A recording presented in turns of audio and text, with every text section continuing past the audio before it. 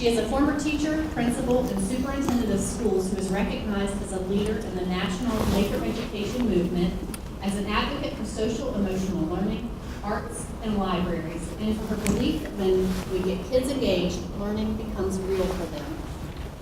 Ira Socol has worked in the educational technology field for over 25 years, beginning with special education technology. And he really focuses on the equity and opportunity for all students. He's worked at Michigan State and Grand Valley State in developing assistive technology systems that make computing available to all students. The last 10 years, he has worked with Pam in providing accessible laptops to all students, and he's also worked on accessible space design, and is working with the AIA, Architecture for Education, trying to spread the word. In addition, he was also an ex-New York cop. So I'd like to welcome both Pam and Ira in today's breakfast keynote presentation, Timeless Learning, How Imagination, Observation, and Zero-Based Thinking Change Schools.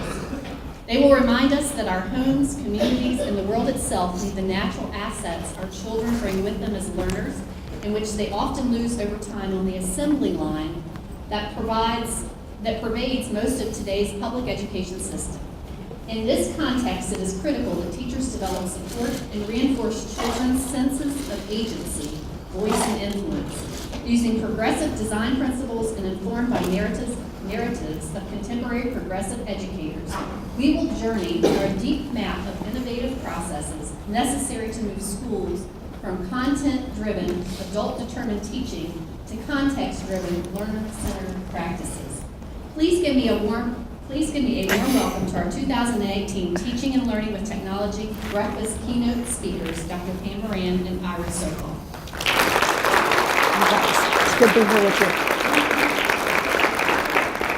Good morning. Hey, we want to start out by just saying on a Monday morning, it's really amazing to come in and have a full crowd.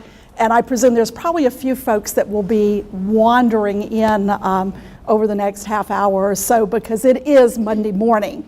But we really are pleased to be with you today. We encourage you to tweet on the hashtag JMUTLT, and we will be sharing the slides that we use today so that if anybody wants to get those, that we will make those available.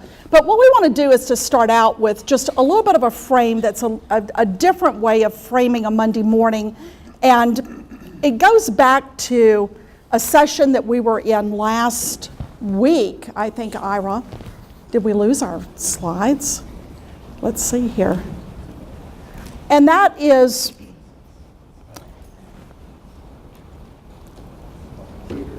we have a bit of a technical difficulty.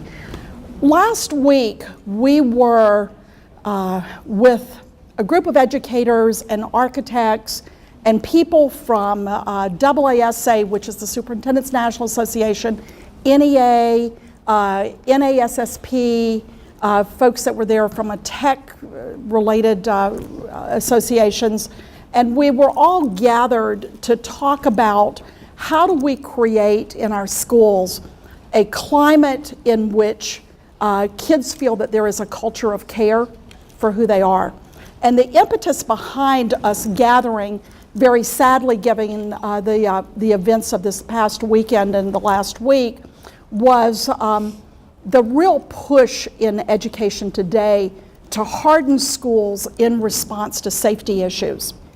So when we were there, one of the most intense parts of that session was that we had with us 6 young people who were gathering with young people across the nation at the National Association of Students Against Gun Violence.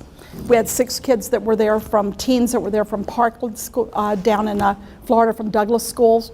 We had the just retiring superintendent, principal, teachers, and parents from Sandy Hook. And we had a teacher representing the NEA who was at San Bernardino schools, teachers there, and was there when there was a school shooting a couple of years ago. And what we were there to do was to not talk about all the things that are the technologies of hopefully keeping kids safe in schools, but to talk about how do we really create a public school culture where kids feel welcome. That was a key piece of this.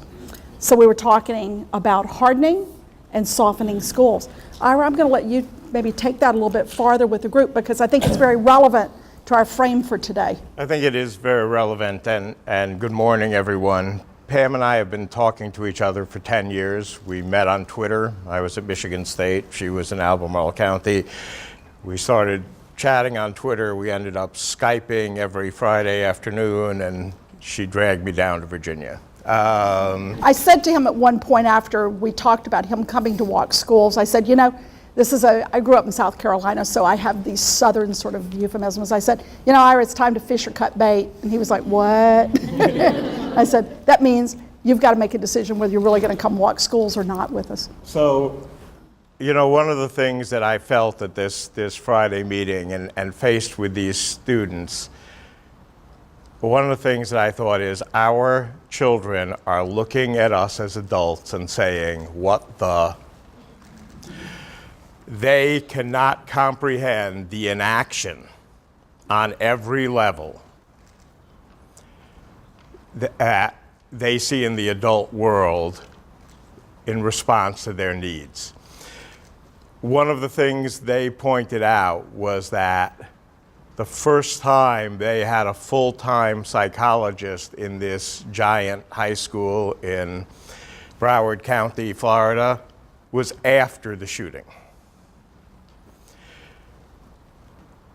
It shouldn't take that, because we've known what the concerns are. We know what the world looks like that our students will graduate into. We don't know the specifics, but we know the fact of the framework that they will come into, and we know that they are looking to us and saying, why aren't you helping us get what we need?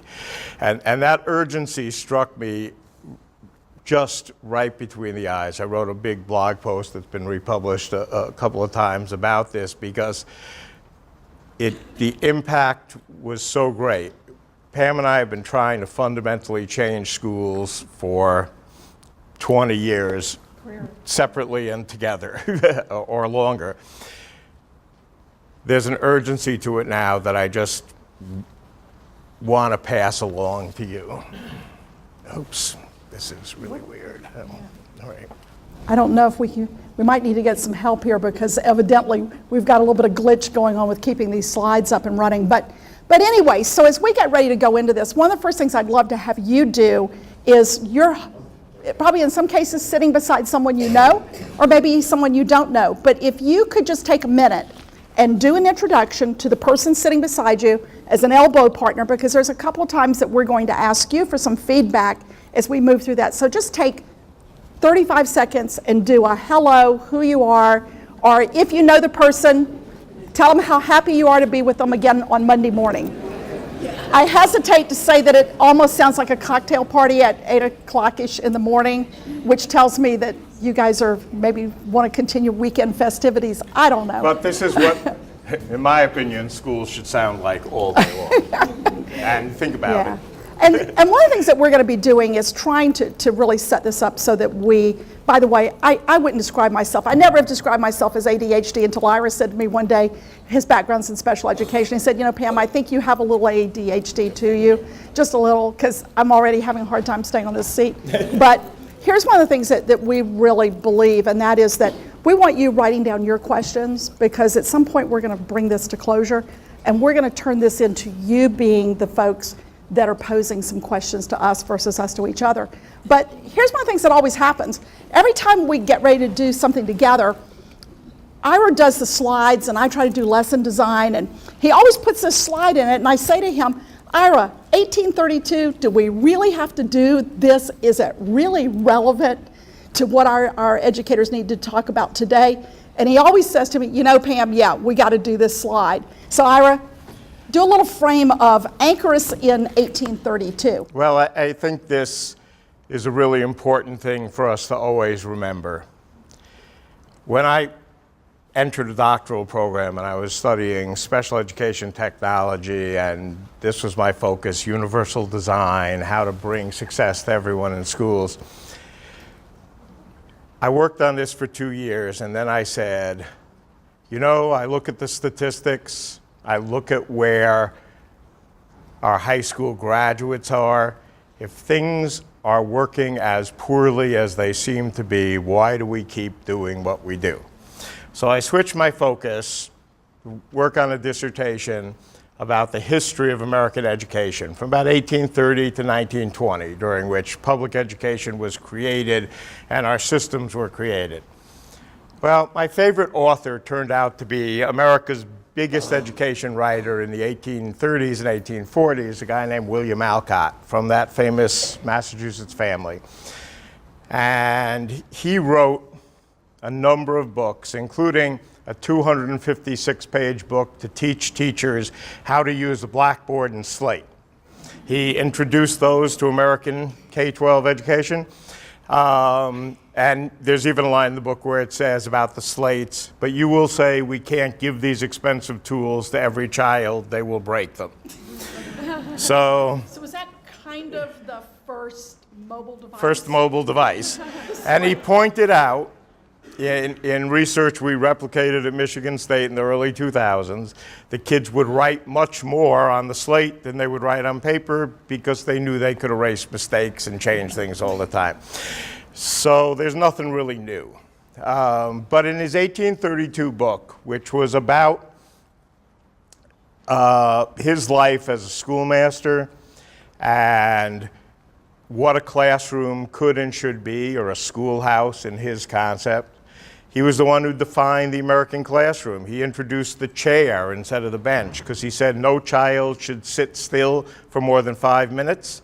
And if kids are getting up every 5 minutes and they're on a bench, they kick each other, and we need to do something different. And that's why our seats are a little far away from each other. He said no student should be in the building for more than 20 minutes straight, and that the garden outside the school was far more important than anything you do in the classroom, and that the classroom should be filled with distractions of curiosity that kids would get interested in.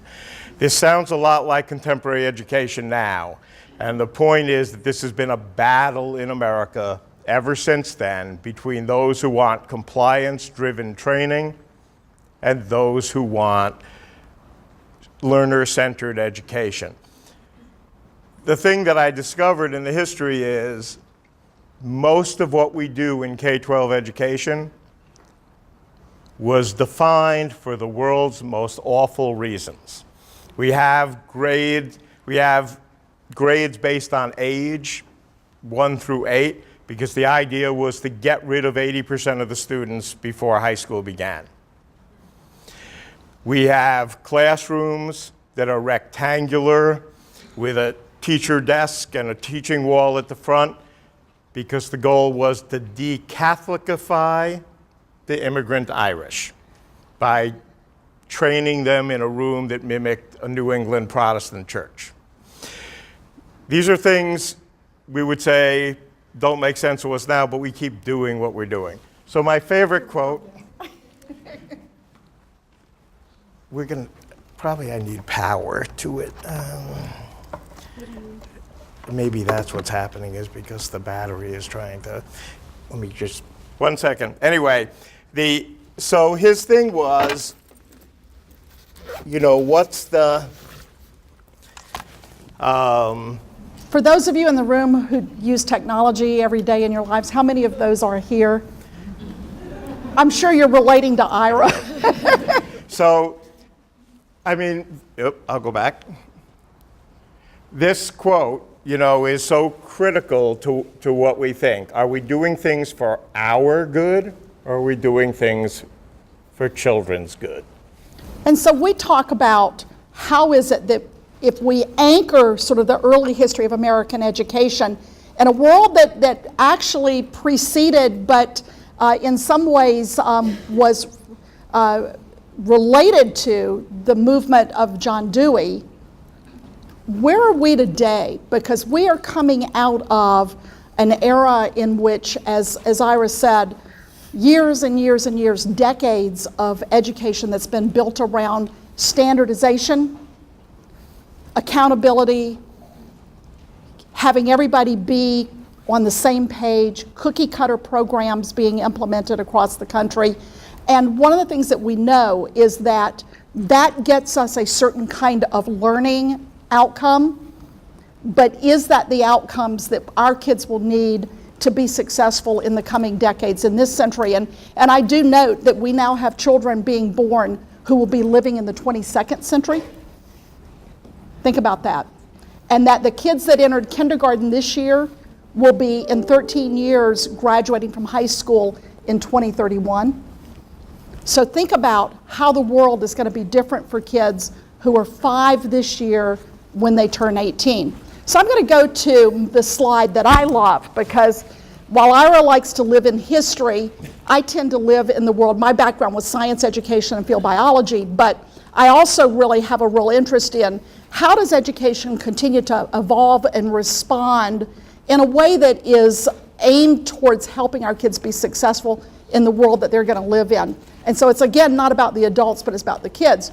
And I ran into this term with a friend out on Twitter, a friend out in California, Dave Culberhouse. I've never been in in a room with him face to face, but I feel like I know him very well from conversations that we've had online and in virtual spaces.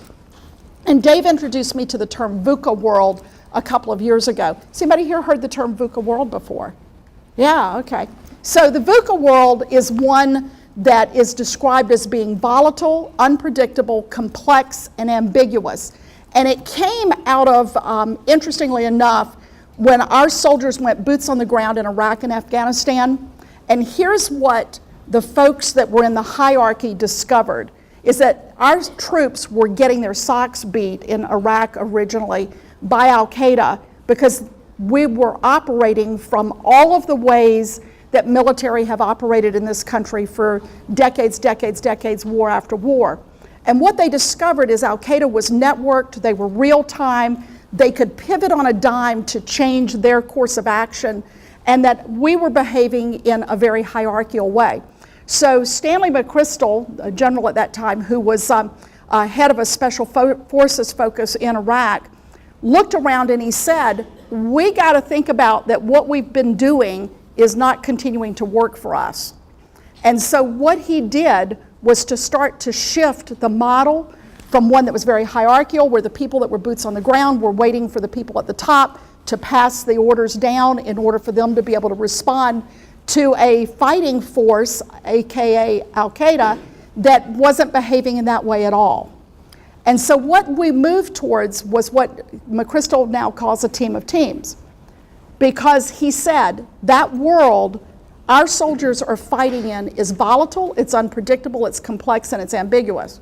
And here's a wonderful example of one of the shifts that occurred. He said, for eons, when generals have set up their command centers, what they do is the first thing they post on the wall happens to be something we see in our classrooms still a lot today. What do you notice when you go into an elementary classroom? What's one of the things that's iconic that's on the wall, right up front? Think about it. And yet, if I want to know how to get somewhere, as I did this morning, I didn't go to this. I went to this. Maps. He said, wars have been defined by generals looking at maps. And he said, maps are static and they don't help us. And so what he did was he took down the maps and he put up whiteboards. And that's how they started working, was building things almost through a design thinking model. And he's written a book called Team of Teams that takes this concept and applies it to economics, to politics, to education, to corporate sector, that the idea of a fundamental shift in the way that we organize hierarchically does not work for us, and it will not work for our kids in their VUCA world.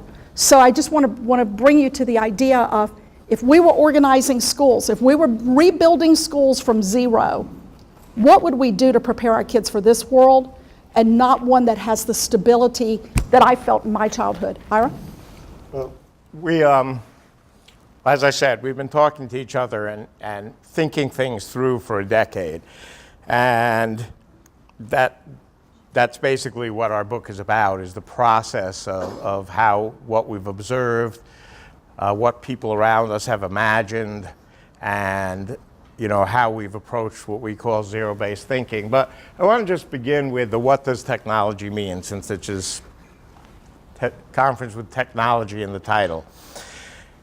I hate to quote somebody who has really problematic political history, but the German philosopher Heidegger described technology as how you manipulate your world, which is really a fabulous definition.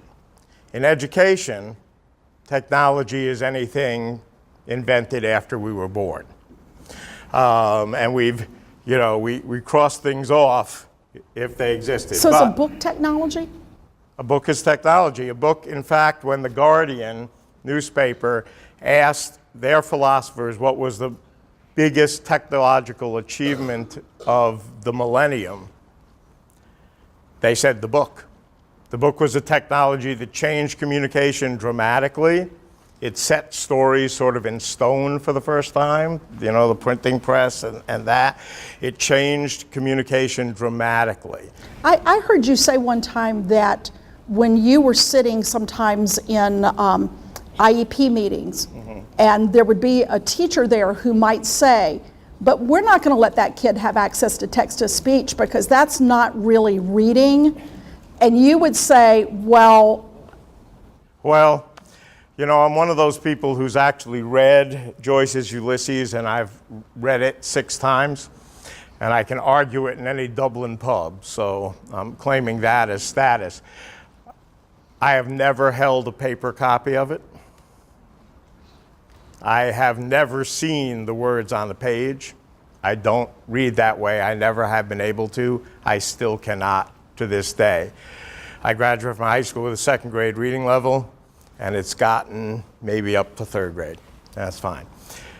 Reading is getting information from a asynchronous source and making sense of it. Writing is putting information into an asynchronous source so people can work with it. We can't tie the mechanics of things to what the goal of them is. Nobody reads because they like phonics. They read because they want the information. Nobody writes because they like making letters. People write because they have a story to tell. So where are our special education folks in the audience? Does this make sense?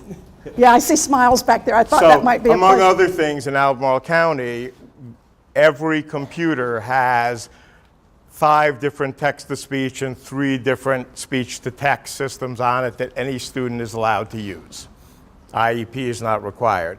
But I want you to look around this room, or when you go back into a classroom or a school, look around. What's natural in here? We are, but that's about it. Chairs are technology, tables are technology, lighting is one of the most significant technologies in human existence. The flooring is technology, windows are technology. You have to view the environment that you're in, because every one of them impacts children. I've been in classrooms where, I remember being invited, I was in Michigan, they asked me to work with a young man who they said was incredibly ADHD and couldn't survive in the classroom. I walk into this one classroom. It's an interior classroom, so no windows. The fluorescent lights are flickering for everybody to see, not just ADHD kids. And the teacher has covered every single inch of the walls with, posters and cats hanging by their nails and, all that stuff. I said, I can't be in this room for 2 minutes, so I don't know how anybody could stay in here. The environment really matters, and how we construct it changes everything. I'll give you one little story, and we'll jump to the next sort of conversation. But in the late 1970s, the medical profession's research showed that the color white increased patients' perception of pain.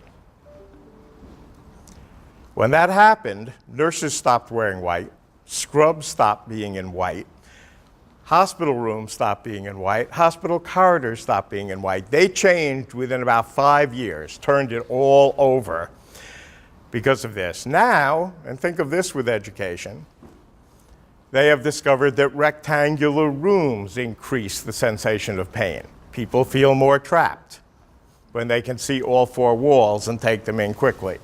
So one of the things as we go through this is I want you to think technology is a very big term.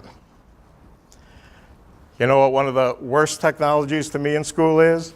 Bells and the control of time. That we say, oh, this is math time. Oh, you're interested? Sorry. Now it's physical education time. Oop, you like that? Now it's history time. Technology is everything we do.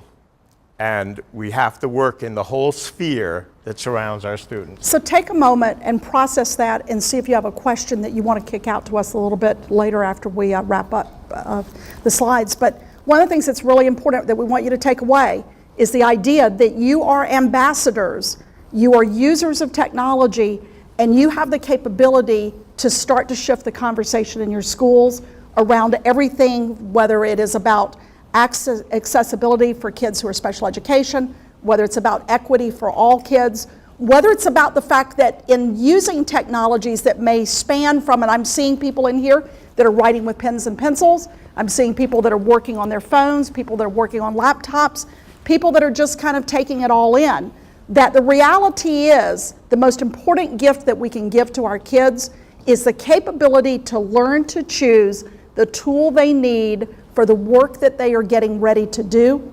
And that can really differ depending upon the task in front of them or their own preferences. All right, Ira, let's roll. And I'll just add that, you know, this is the kind of classic thing when you think, how do you teach natural science? And I say, am I signing a purchase order for 40,000 bees to go outside the high school? What could possibly go wrong with that? But in fact, it's been the most incredible shift in how learning happens, and we can, but Pam, one of the things we've talked a lot about is the what is learning, and what does learning really mean, and how do humans learn? We think these are the questions beneath the questions that need to be asked. And I think that one of the things that's really interesting to me right now is that recently there was an article in Forbes magazine, and it was focused on, is standardized testing a big flop? Now, I don't know how many people in this room would say that you really believe that standardized testing, all of the SOLs, and I have to tell you, when we tell people outside of Virginia that our tests are called the SOLs, they think that it is truth in advertising. But the reality is that assessment is very much a part of our life.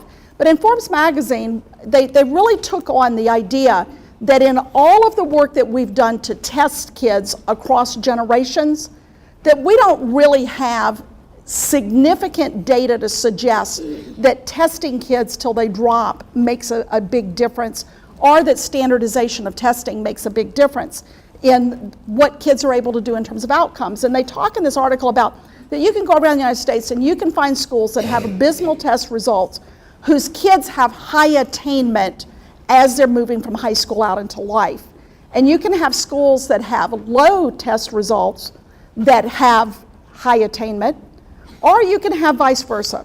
So that tests do not necessarily predict whether high or low by school what the attainment will be of kids after high school. So you can have a KIPP school that has incredibly high test results, but low performance and high levels of dropout in college.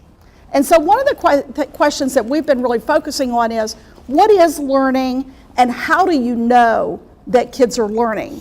And is dependence upon tests as we've defined them here in Virginia and elsewhere really the best indicator of what it is that kids are learning, how they're learning, why they're learning, and whether, most importantly, the learning sticks. The learning sticks. And so that's one of the things that we want to talk about today are, what do we believe are some of the pathways that perhaps we've abandoned in schools or that we never fully embraced that will allow us to take the best of what teacher educators do strategy-wise, coupling that with the technology opportunities that we have today, when you put that together, what is it that you can get in terms of learning that says the most important thing we can do is to have kids have learning opportunities that stick with them for life?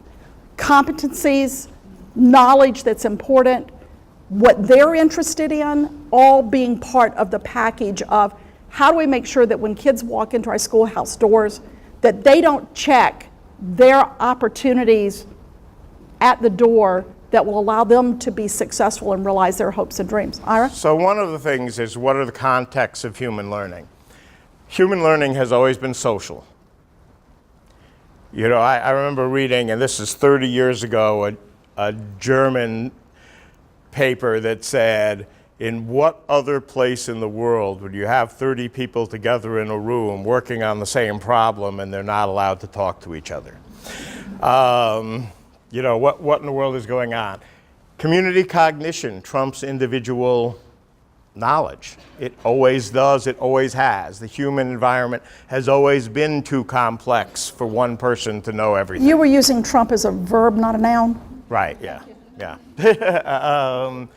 There's a natural pace to kids learning. It's really non-temporal, and it's different for every child, and within every child it's different for every task and in every environment. How do people learn? What does learning really look like? In the IEP meetings, and because of my role in Michigan, I probably attended 2,000 or more of them, somebody would always say, he pays a lot better attention when he's interested. Well, really?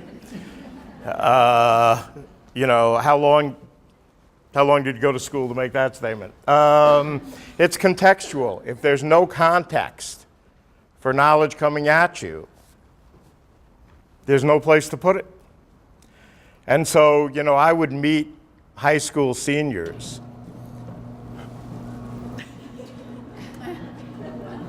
Wow. I'm glad this is a tech conference. It's all quite amazing. So let me continue. So here's one of the things that I think is a really amazingly important part of the work that we think about with making learning contextual, is that we've been through a series of iterations as human beings around what learning is, and that at the point in time when I was a kid, it was defined as content.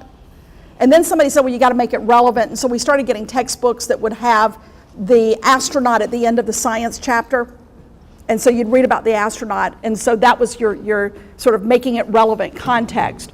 But one of the things that we've really discovered is that in the classrooms of educators who do the work that engages kids in a hands-on, minds-on way, that all of a sudden what you start to see are kids who are with teachers creating context for learning that looks very different. We also would just add to that, when you think about that word context, and I hope you write that word down and maybe sketch note around it. One of the things that we heard recently by a doctor who's really studied trauma sensitivity and trauma-based strategies in schools is the idea that getting context into the heads, into the minds of young people is what makes content stick. It's what makes it real. And here's what this doctor said.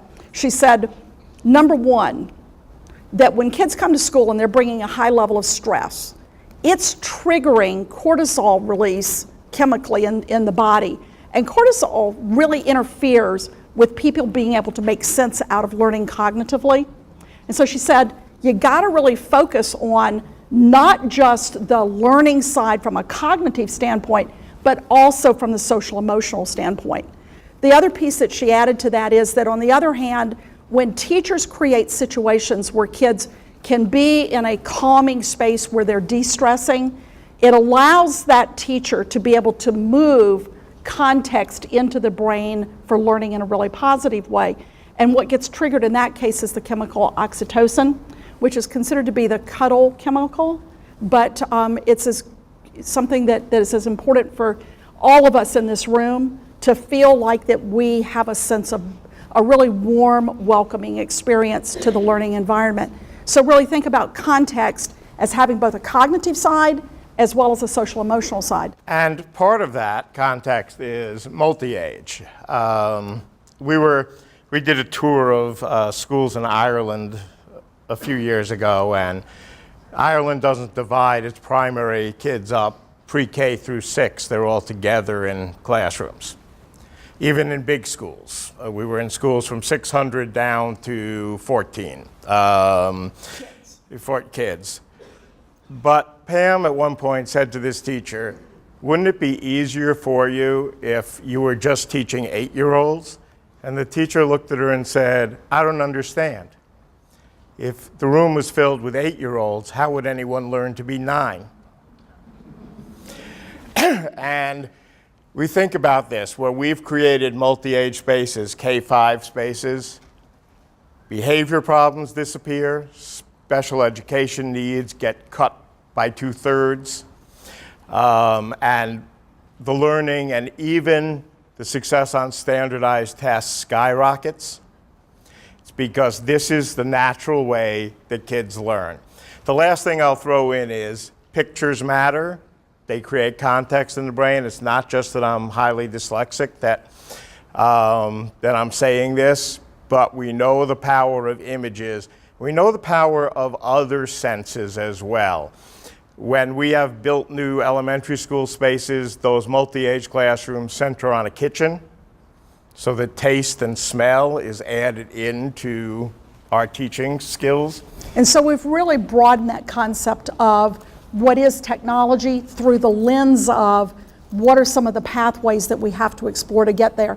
I do want to add one thing as we're moving to this, Ira, real quickly, and that is that how many people know Clayton Christensen's work around virtual learning? He was the guy that wrote The Innovator's Dilemma, but also really projected somewhere around 2008 that by 2020, 50% of the kids in high school would have walked out of high school and would be spending time taking virtual courses at home versus going to school.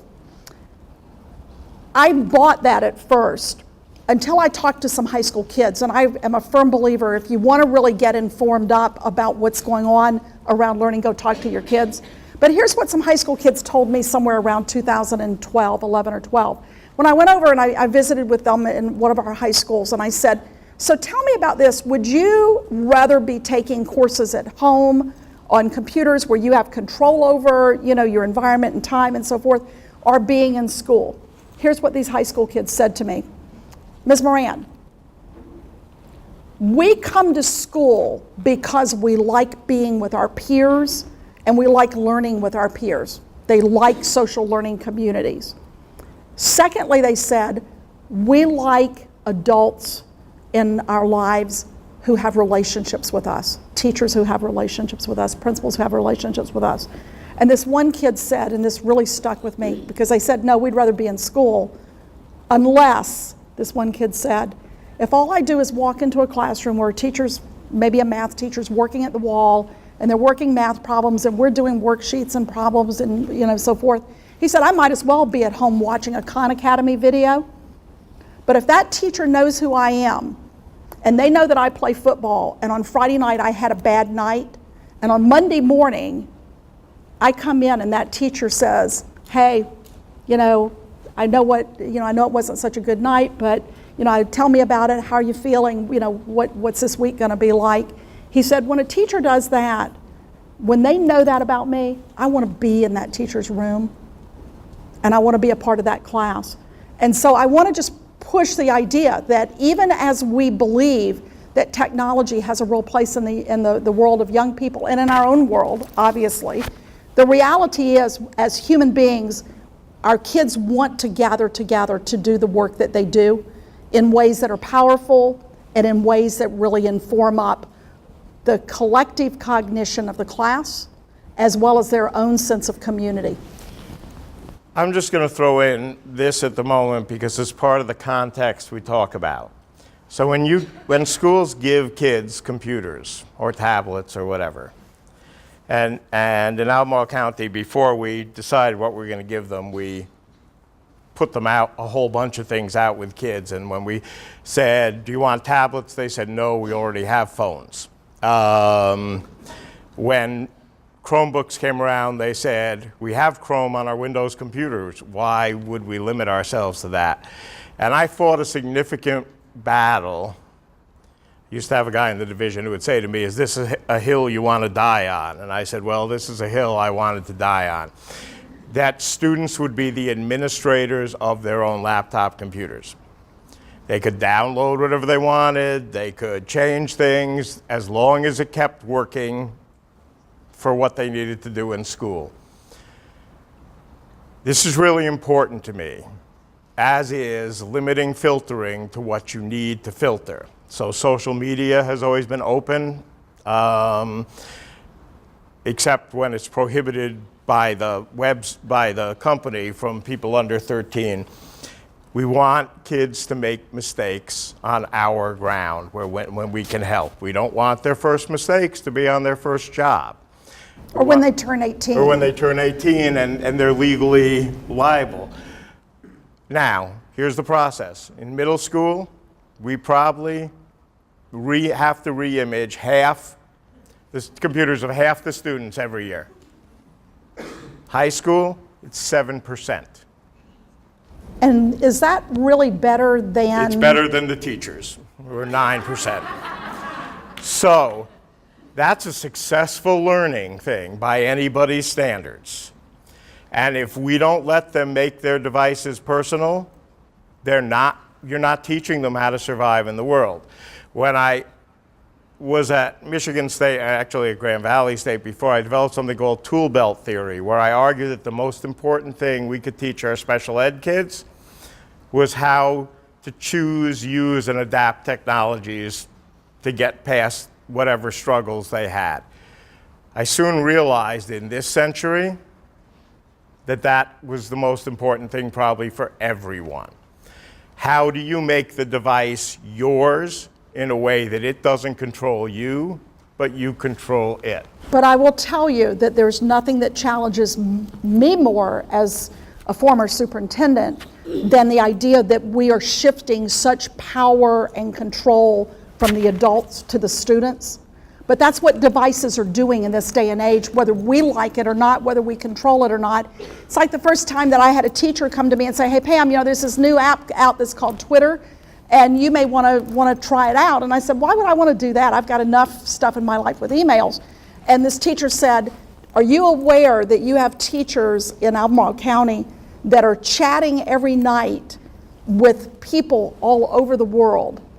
And my first sort of reaction to that was one of control, because I thought, oh my gosh, a superintendent has ultimate authority to be able to determine who comes into a system that influences teachers and where do teachers go, conferences, et cetera, that influence them.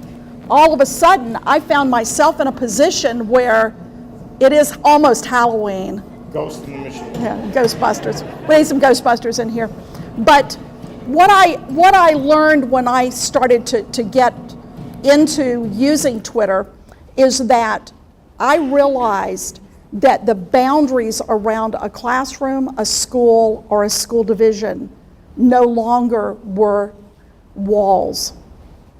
That teachers and kids could get out into a bigger world, and whether we like it or not, whether we think that everything about social media is all good, and I think we'd agree that it's not, the reality is that what we are doing in this day and age is having to shift our work in a way that helps our kids get better control and power in their own learning, and hopefully as well in the digital world as good citizens and good users and good critics of what it is that's available to them.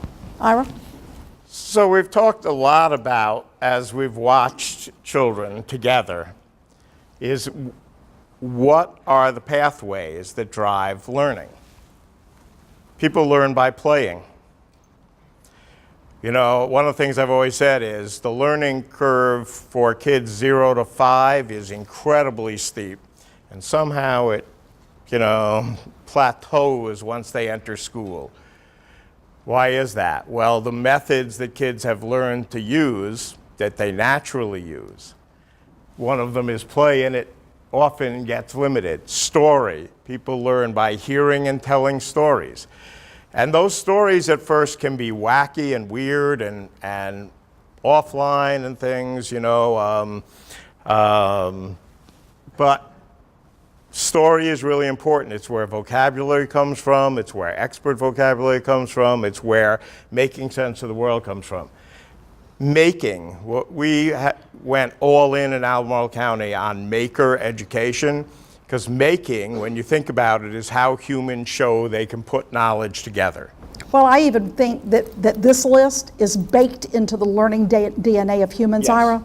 it is. More so than anything else that we do. Movement is huge. One of the things, when we started letting our elementary school kids first write on the floors with dry erase markers, we learned that when kids engage large muscles, wow. And that research backs that up. Research says people need 3 things to learn. Now think about your school or your classroom here. Or this room. Natural light, fresh air, and continuous large muscle movement. Imitation is huge, and that's where that multi-age aspirational peer thing comes in. We learn by imitating. Think of the little kid imitating his favorite football player or basketball player, or trying to read because big sister can read. All these things. And experimentation, and this is where the lockdown nature, the control nature of our education system gets really scary. But it's not just education, it's our whole society now. We are convinced that experimentation by children and adolescents is dangerous. And yes, it can be. But if you don't allow it, you're basically baking in someone's personality at age 10. And when people complain about kids who can't figure anything out when they're 30, they haven't taken the risks and done the experimentation when they were supposed to. And so they haven't built their brain in a way that drives things. So how do we build those into our classrooms and integrate the uses of both contemporary as well as older, more traditional technologies into the learning environment? Where do kids have freedom these days, Pam? Well, one of the things that you have said, and if you look at this, we've had some dialogue about kids having too much screen time. How many people have been in that conversation recently? Kids having too much screen time. And what's your response to a parent who was saying that to you? Give them a mud puddle. They'll drop the screen. Our teachers have actually asked for perpetual mud puddles outside their classrooms so kids can play and learn. If the only place your kid has real freedom from you is online, they will be online all the time. And so we would ask, how is it that in that shifting learning power from the teacher to the student, and we believe that there are 3 outcomes that come when kids assume much more authority and power in their learning. One is that we believe that kids start to learn that their voice matters. They know how to ask for help. They know how to share what they know. They know how to engage with other people in ways that really help them to define both boundaries for self, but also to be able to extend themselves into communities. So we believe that voice matters, and that when kids have no voice in a classroom, they don't learn how to use their voices in powerful ways. When they do, what a different game changer that is. We believe that agency, that shifting power, and technologies help us to do that. That shifting power to the learner helps to build a sense of agency in their own learning. When a kid can say to a teacher, I'm really interested in not just marine science, but I really want to learn about marine snakes and the habitats they live in the ocean, and they're able to pursue that in 5th grade, that gives them a sense of control and authority in their own learning as agents of their own learning. And then we believe that the third anchor to that is influence. When kids are working in projects and we're integrating technologies in powerful ways where kids can access research, experts, et cetera, in the world, what that does is it allows kids to work on projects that matter to them and that have the potential to influence their classroom, their school, their community, the state, and the world. An example of that occurred in Albemarle a year ago is that we had a group of kids that were working on a project around mental health, and when the teacher challenged them to do something more than just a PowerPoint, they came to visit me as superintendent and said, we think there needs to be an initiative in your budget this year, Ms. Moran, for mental health services in schools. And I said, bring me the research and we'll talk about it. And they did. And they went to the school board and they did their research and they made the case and we put it in the budget and it moved all the way through and was voted forward by the school board and eventually by the Board of Supervisors for funding. But the kids didn't stop there. They also reached out to Cree Deeds and they said, you know, we believe that mental health services are something that should happen for kids all over the state. They ended up going to the General Assembly. They ended up lobbying there. And the bottom line is that when they did that, the General Assembly passed into law a focus on mental health services and mental health curriculum in the state of Virginia. I saw one of those kids as he was getting ready to go off to college this past year in June. I said, so what comes next? He says, you know what? There are only 2 states in the union that have mental health services and support and curriculum for kids in high school, Virginia and New York. I'm going to start lobbying to try to get that in place for kids all over the United States. So think about that project started, kids had to use technology in really powerful ways, but they were able to find their voice matters, that they had agency in their learning, and that they had influence. That doesn't start in high school, that starts with 5-year-olds. And I don't have to read this slide because we just talked about it.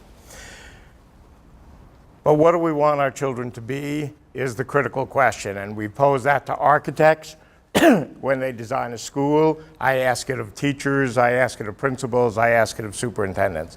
You can't determine what your school is going to look like unless you can answer this question.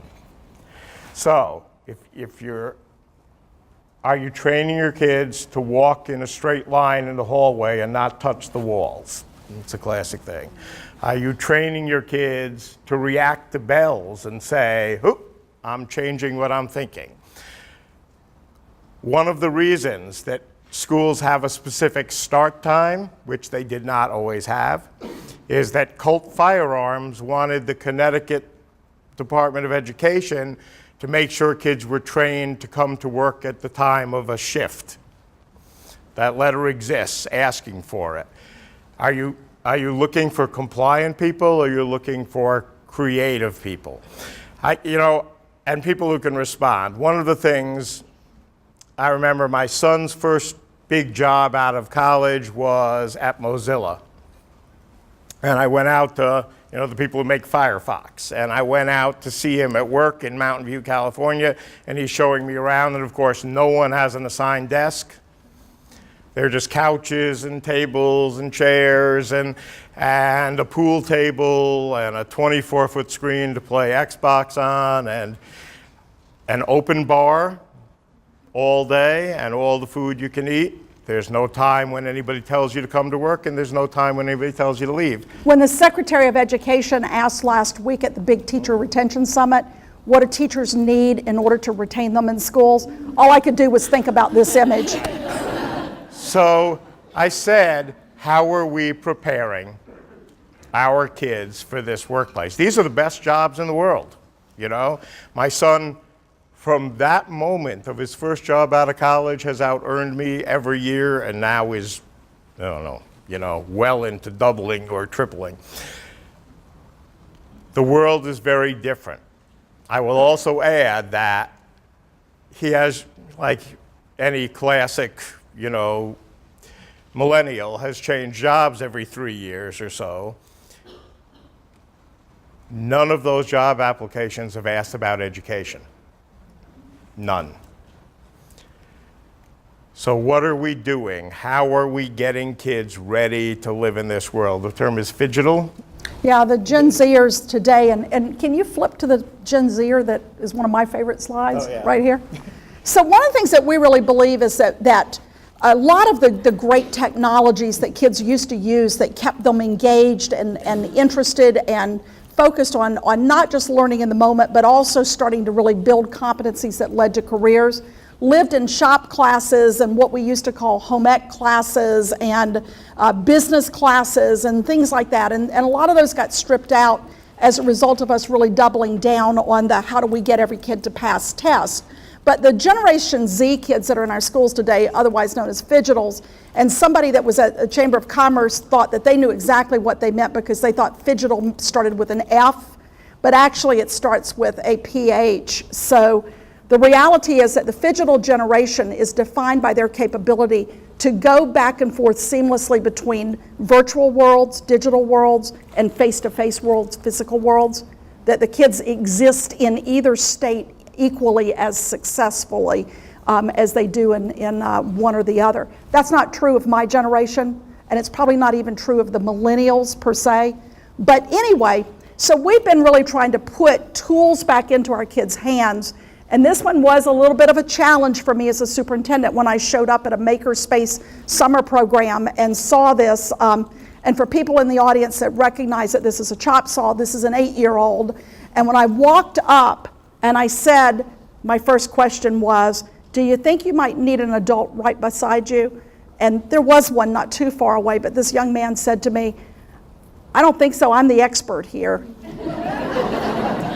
And I thought voice, agency, influence, because here's what he's doing. What he's doing is he's cutting up 2x4s, and what he was getting ready to do was to create, after he got all of the 2x4s cut, was a Jenga game, a giant Jenga game to gift to his kindergarten peers in his little elementary school. And so one of the things that we think about is that when you put tools in the hands of kids, whether it's an iPhone, a smartphone, a mobile device, a virtual reality headset, a capability to make movies, to cut up 2x4s, to glue things together, whatever it is that we're doing to help kids make learning, what that does is it increases the likelihood that learning's going to stick, but most importantly that kids are going to be engaged and see themselves as doing something that matters. Too often our devices are tools that help kids do virtual screen sheets instead of worksheets, or they are used for kids to practice learning things that we adults think they should learn. It's when we move kids into the productive end of using tools that we actually start to see the learning get elevated. Ira? And this is, left to right here, if I'm, yeah. Third grade simple machines lesson, but one that's gonna stick in a different way. And if you start there, it's easy to get. The young man on the right is at a new high school we opened that has no classes and no classrooms. Students say they have a project they're going to work on, and then they write a learning contract with the teacher that says, I'm going to do this project, and through it, I'm going to get this content and these credits, and we're going to put it in. So you don't get to designing a guitar and building it. He's well into building it now. This is a few weeks ago. Unless you get kids ready by letting them control things. And so I just want to, we'll end our part and then we'll answer some questions with what is technology in our learning environment? Well, it's got to be everywhere, and here are some of my metrics. I never want to walk into a classroom and see the same thing on every student's screen. If you're doing that, go back and buy books. I don't want kids filling out worksheets on screens. I want them looking things up and sharing. I want kids looking at each other's screens and working together. It's not an isolated thing. This should be fully social. We've had third graders in multiple schools work on building a bridge in Minecraft together that had to meet up. It's a pretty challenging and amazing thing, Agner Hurt starts on one side of the chasm and Stony Point on the other, and they figure out how to bring it together. How to get together with different resources on either side. We've had a young woman who, instead of just using virtual reality as a passive tool for kids to experience an environment, that what we've got are kids that are building actively inside virtual reality spaces. For example, a young woman who wants to do fashion design using tilt brush to design clothing on a mannequin. Jamestown project. Go out into the woods behind the school and build your own shelter. And an epiphany was a teacher who said to me, Pam, what if we take the field trip at the beginning, whether it's virtual or whether it's face-to-face, because then the kids are going to have the images, the experiences, the language to build throughout the unit. Too often we wait till the end to give them the rich work. We need to start it up front. So, we have a few minutes left, and if people wrote down questions, we can grab them. Do we have anybody here that can help us grab questions or people that have questions about the idea of technology is power, technology is a part of what we do, it is not what we do, that great teachers move towards what we call the DNA of learning that's embedded in us as human beings. So what's out there?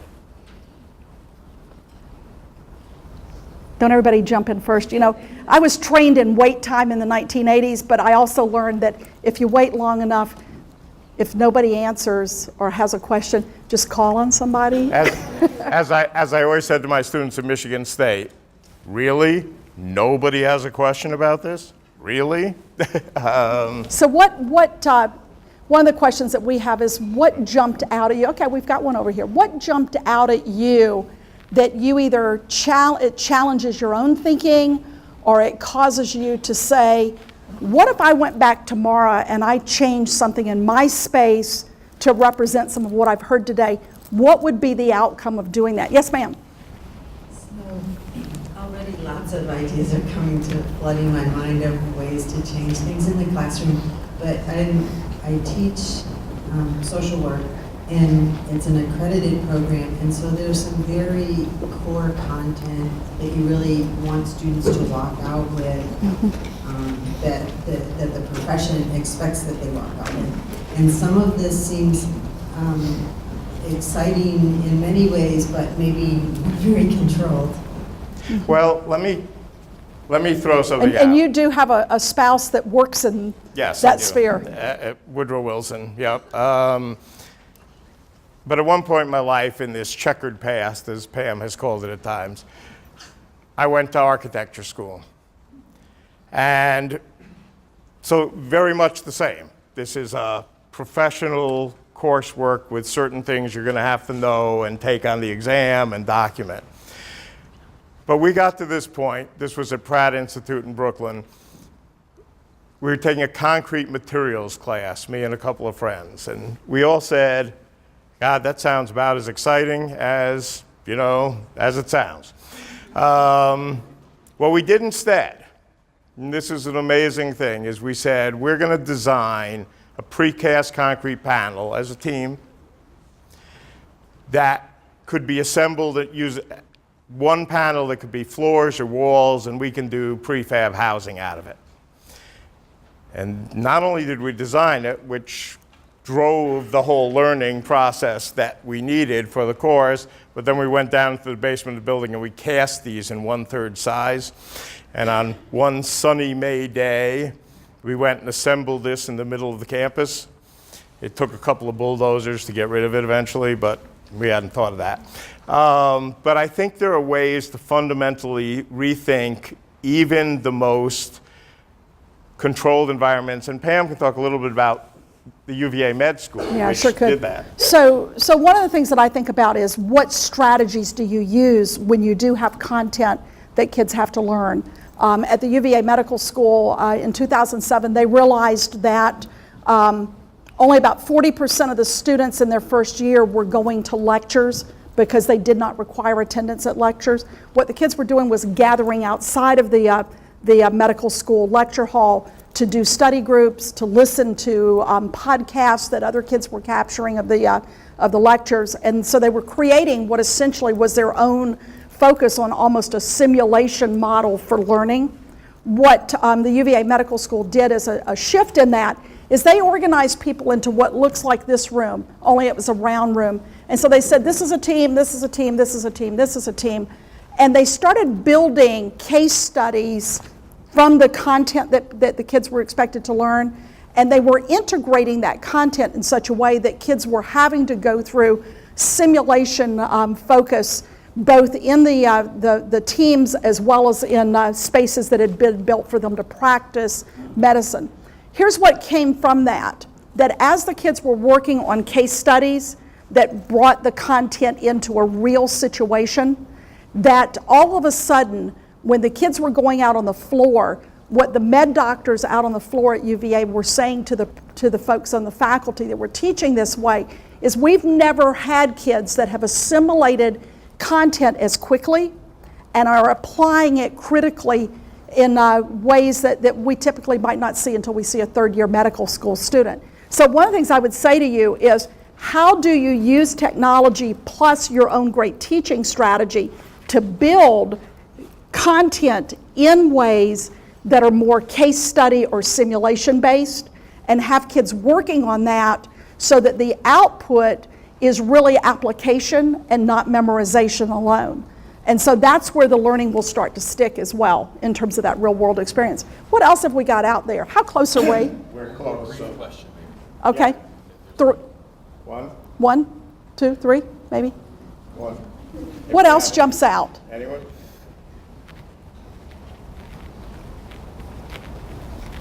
Yes. What? All right. I'll use my teacher voice. As someone who prepares elementary candidates to go out into schools that don't reflect what you're talking about, what advice would you give? Well, I'll say Pam will probably have better advice, but when I was in your role, I used a couple of strategies, with that, which is that, and they starts with the famous 1969 book, Teaching is a Subversive Activity. And I was lucky enough to attend a high school that was designed by Neil Postman. And there are things that you can do in any classroom. If you're in a traditional school, the door is probably closed and you can do sort of pretty much what you want under most circumstances. So the question is, what teachers have to do is we both argue strongly for this, is have a North Star. What will you tolerate and what won't you tolerate? There may be schools you can't work in, and that's a hard thing to say to people, but it may get to a point that this is an environment where you can't be part of. But I think one of the things to do is, people have talked about a couple of things. Don't go into the teacher lounge and eat there if it's a counter environment, because what you will hear is complaints about kids and you'll hear the wrong things. So stick to what you believe and you can control. And I have this story when we were in Ireland, and all these secondary schools would say, well, we can't change this because the people from Dublin will come out, and we'll get in trouble. And finally I said, how often do the people from Dublin come out? They said, every 9 years. I said, well, I have a suggestion. I've had people say that about superintendents too. Right. Do you have any? Yeah, I do.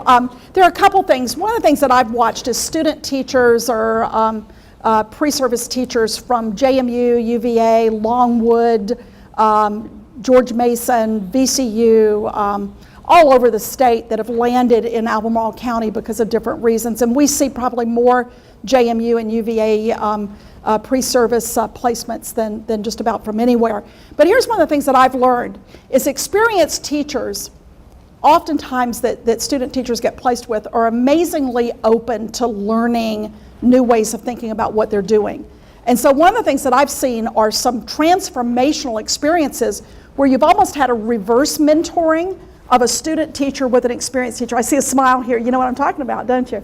So I encourage young people that are thinking about, and for people that are working with kids, to think about how do we see ourselves as ambassadors of helping the people that are supposed to be supervising us. And experienced teachers have a lot of wisdom to offer young teachers, and that's really important. But our young people coming into schools also have something to offer as they are either coming in as novices or as student teachers. So that's one thing, is to affirm with your young teachers they have something to take with them that may help an experienced teacher transform some area of their teaching. The other thing that I think is really critical is that helping young teachers to really think about, as they are looking for where they're going to land as a teacher, what questions that they want to use to interview the people with whom they're being placed, and to be able to basically find out what's the tolerance level for a young teacher coming in and being able to try some things that may be a little bit of a risk-taking venture in some of our schools. What I oftentimes hear from principals is how much they value being able to add novices into the mix in their schools, because novices who come with some sense of confidence and strength actually can start to help create a transformative culture inside of school. I also will tell you that as I've moved into a role from superintendent where I spent time with 26 schools, but also with Ira and I seeing a lot of schools across the United States, but most recently for me as executive director of the Virginia School Consortium for Learning, which is a former group called VSIP, that I am finding no matter where I go, principals and teachers who are doing amazing contemporary learning work in schools that have almost no resources. And what I am hearing across administrators is a real interest in changing the way that things happen, whether it's going to project-based learning, adding in more creative sort of work along the lines of maker culture, using tools in powerful ways. That's occurring across the state of Virginia, and I think that our young teachers have to be part of the force for change. And so I would just say encourage them, and definitely think about the fact that they have something to offer, and that if they land in a place, I had somebody offer this advice to me back when I was a young educator with brown hair, and this person said to me, you know, Pam, if you land in a network where you are feeling stifled and unable to be an influencer, figure out, you might not be able to leave tomorrow, but figure out what's your path towards where you want to go, that North Star. Because I'm going to tell you, even if you land in a school that's very traditional, you're going to learn some things there as a young teacher that are going to help you be a better teacher. And you may have something to offer to that school as well. I'm going to say one thing to end, and that is, if you're working in teacher education, and I've been there. Do we have some teacher education folks from JMU here with us today? Yeah. Thanks for being here. Use the power of the original human technology, which is story.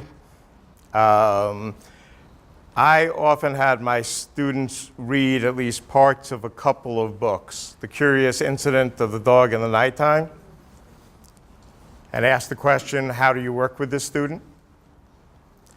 A book called Borderliners, about a horrific experiment in inclusive education in Denmark in the 1960s.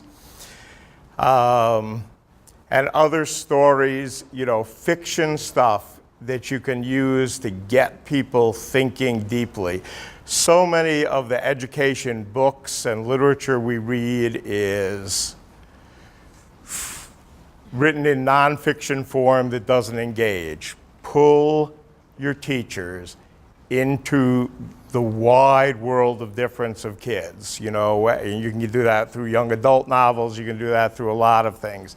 I just think it's really important for them to read deeply and emotionally about what kids need. So with that, I just want to say thank you. We're going to say thanks, and I think you will have a wonderful day learning how to apply technologies in powerful ways, but always remember that technology is dependent upon the human element, and that's you, to make it really something that causes classroom communities to thrive.